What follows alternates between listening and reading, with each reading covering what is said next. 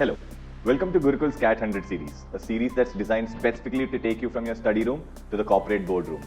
I am Prady Sharma and this is Verbal Mastery with Prady.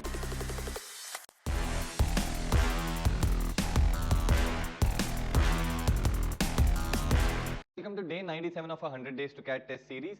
Now, we've gotten a good passage for you today. If you want to take this up as a test, all you've got to do is go on to www.thegurukul.org.in and sign up for a 100 Days to CAT test series.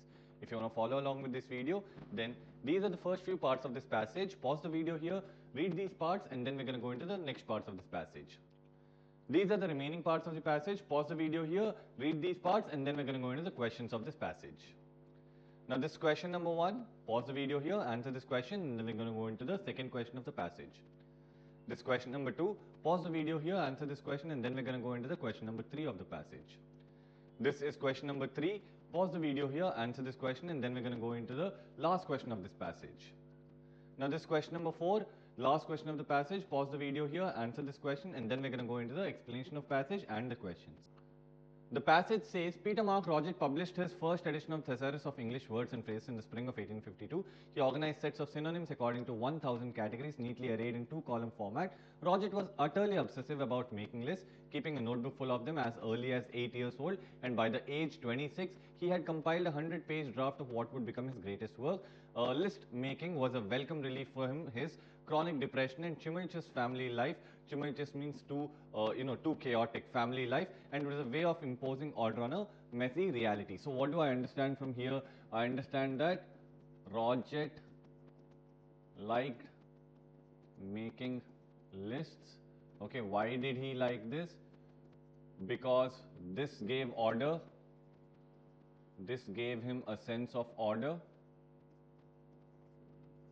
something that he didn't find in his family. Also, what did he make a list of?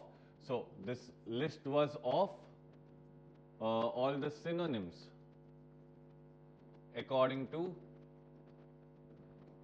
different categories. These are the ideas that I get from this part of the passage. In his biography of Roget, the man who made lists, Joshua Kendall argues that Roget created a paracosm, an alternative universe altogether, in the orderly list of words he began making in childhood, both a replica of the real world as well as a private imaginary world. The thesaurus that would grow out of the list was even more hyper-orderly. The unruliness of the language and the world of concepts that words denote could be tamed in his pages. So basically what did he talk about? He again talks about this kind of an order that he actually made up, right? So he's able to tell us that he's able to tame the language. That means he's able to get the huge wide language into some neat orders, right? And who is telling us all this? A person who has written biography of Roget, right? So he tells that he has a particular order that's practical in the world and particular order that's imagined about all these words in a way that he could put all these words, right? Roget's Thesaurus was crucially a conceptual undertaking, and according to Roget's deeply held religious belief, a tribute to God's work. So basically this was all for him to make people understand, for him to understand the depths of language further. Okay, his efforts to create order out of linguistic chaos harks back to the story of Adam in the Garden of Eden, who was charged with naming all that was around him, thereby creating a perfectly transparent language. So basically, hark is to listen, right? So all this goes back to him trying to create some meaning, some transparency out of the so complicated language that English had become back then. Okay.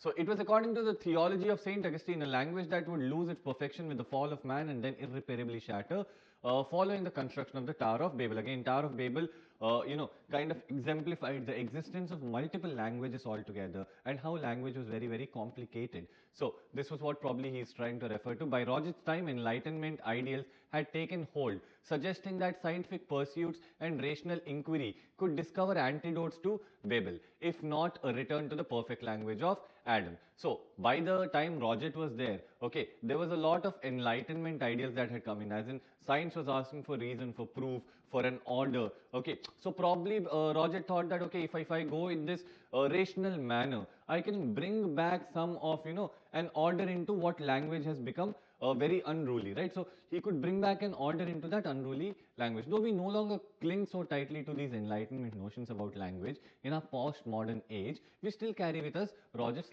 legacy, the view that language can somehow be wrangled and rationalized by fitting the lexicon into tidy conceptual categories. So although we do not ask for proof or we do not try to categorize things so much, we still we still hold this legacy that Roget has given, that we could probably logically and conceptually arrange these words into a meaningful order, into tiny, conceptual categories. Tidy conceptual categories means something that can make sense to us. Okay, probably a list wherein, I have one category that talks about everything that's happy, one category that's everything that's sad, so on and so forth.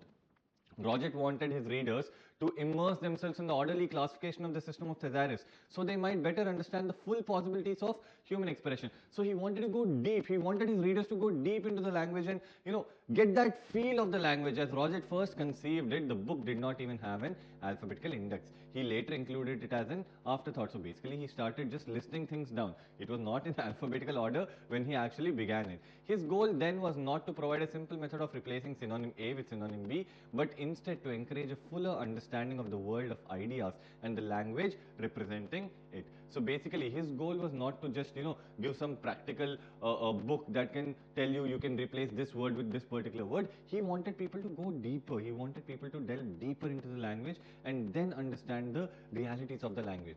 What then should we expect a thesaurus to do for us? Simply allow us to replace one word with near equivalent in the mechanical fraction? Such arid utilitarianism, as is seen now, does little justice to the various ways a thesaurus can shed light on the language and encourage lexical explorations. So basically, the author is asking, so what should we expect out of a thesaurus? Is it just a tool for us to use one word instead of others? No.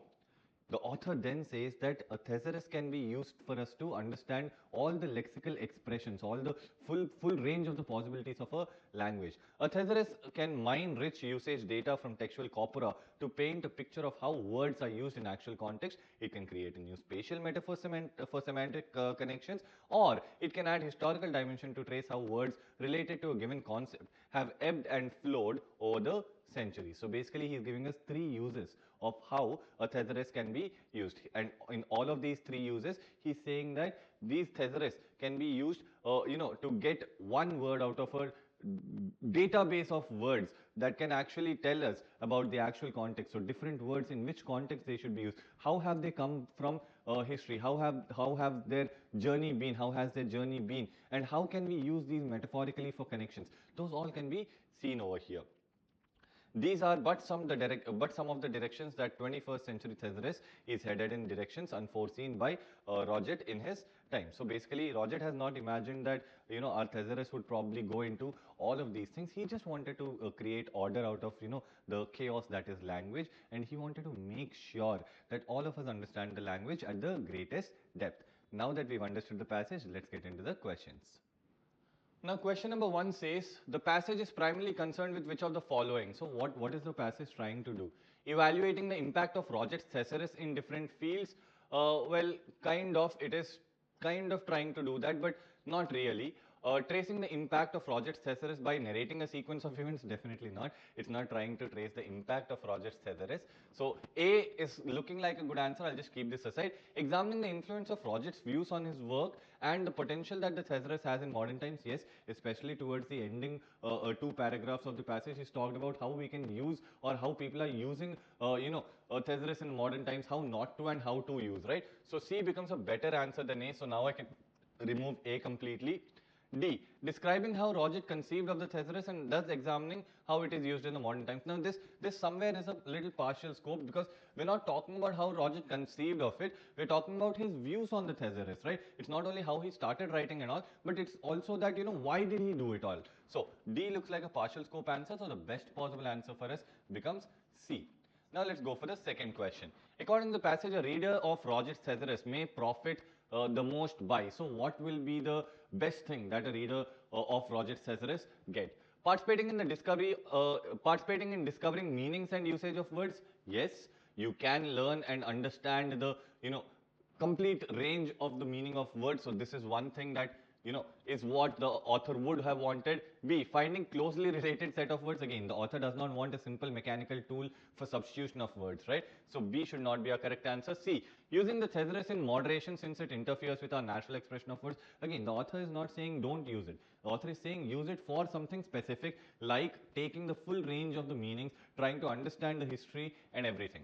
So C should not be our answer. D, differentiating words in respect of meaning. Again, this is a partial scope choice. Yes, do this also, but more than this. So definitely not D. Our best answer will be A.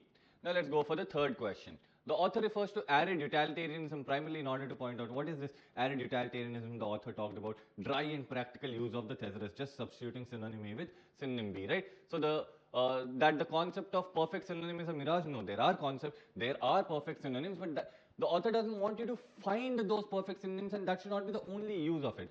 That the contemporary thesaurus bears little resemblance to Roget's careful classification system. No, the modern thesaurus and classification system are somewhat similar, but that's not why we are talking about the arid utilitarianism at all. C, that the thesaurus has become a calculator for the lexically lazy. Yes, so they're just using it very practically in a very, very dry manner. They're not getting the complete use case of it. So this could be one possible answer. D, that the thesaurus has become a literary wasteland in modern times. No, the thesaurus is still very, very resourceful. It's just that we are using it wrong. So D will not be my correct answer. The correct answer would be C. Now let's go for the last question. What can be inferred from the language can somehow be wrangled and rationalized by fitting the lexicon in tidy conceptual categories. Obviously, we understand that we can get the most of the language by putting it into neatly arranged data sets, right? So language used is Roget's thesaurus was very complicated and difficult to understand. No, see again. We don't understand from this that language used was very complicated. In fact, we understand that we need to put the language into neat boxes. That's how we'll get the maximum benefit. So A will not be my answer. B, language needs to be streamlined and the vocabulary put into a correct order. Now this is something that we can actually understand. Streamline is where we get the rationalized part, and then tidy conceptual categories is the correct order. So B seems like a good answer so far. C, we need to encourage a fuller understanding of the world of ideas and the language representing it. Again, this is what the author tells is the purpose of the thesaurus, but not about the line. Language can somehow be wrangled and rationalized. That means pulled and pushed and thought of with reason so that we can put it into neat organization. So C is not going to be our correct answer. D, we no longer cling so tightly to enlightenment notions about the language. Great. So what? That doesn't change anything, right? Right. So it's not only about you not clinging to enlightenment notions, but what is being talked about in this line. That is what we want to understand. And you not clinging to enlightenment notions has nothing to do with how it can fit, how language can fit into tidy conceptual categories. So I can remove D. So the best possible answer would be B. Now that we've come to the end of this video, please don't forget to hit that like button and subscribe to this channel. I'll see you in the next video. Hope you enjoyed learning from today's session. This series is designed to help you with your CAT preparation and practice daily. We are with you in this journey. To watch the next video, click here. And to watch Gurukul's CAT 100 series, study room to boardroom, the entire playlist, click here. If you learned from today's session, like, share, and subscribe.